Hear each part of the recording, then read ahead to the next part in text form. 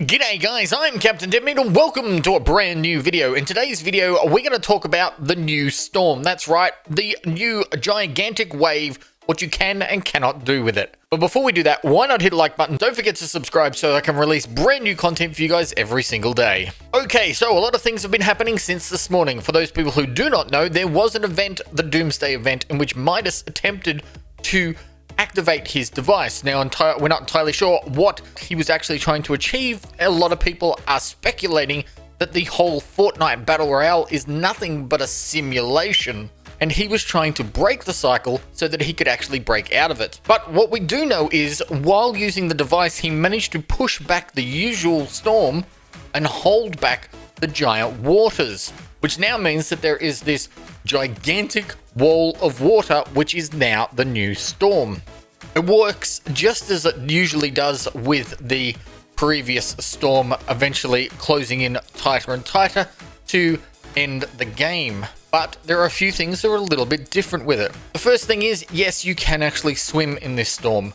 You actually can swim fairly fast, and that is a little bit of a problem. You see, if you are caught in the storm up high and you swim fast, you are going to be thrown out from a great height.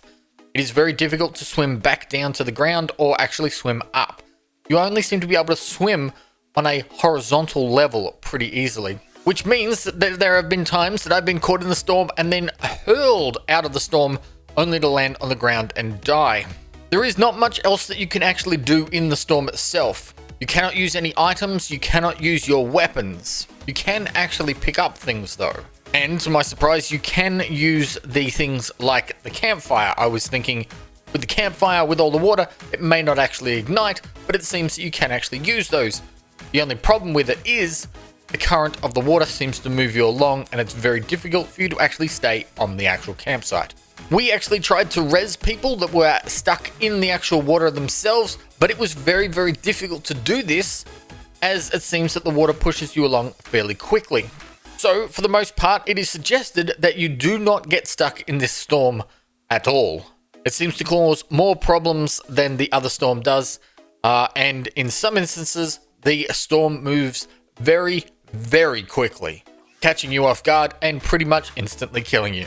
I tried a couple of other things with the storm as well. We tried to see what happens when you take vehicles inside of it, and it seems that when you both take a boat and a helicopter inside the storm, it instantly destroys them and throws you out. You can actually build above the storm itself, but there is a layer of shield above it as well on the edge of that water's edge, which means you are still going to take damage if you can actually get above it. But there is a certain benefit to trying to do things like sky bases at the moment, because it is very, very difficult to see the sky base deep in that dark water. So if you manage to pull it off early, you can pretty much end up with a really good sky base. There is also a benefit from it. If the sky base is destroyed, you can actually jump into the storm, and if you can make your way down low enough, you can actually survive the jump from the sky base. But it is actually tricky. If you listen carefully, there are sounds coming from within the actual storm itself. Some people are speculating that it sounds like actually people talking. I personally think that maybe it is the sounds of animals.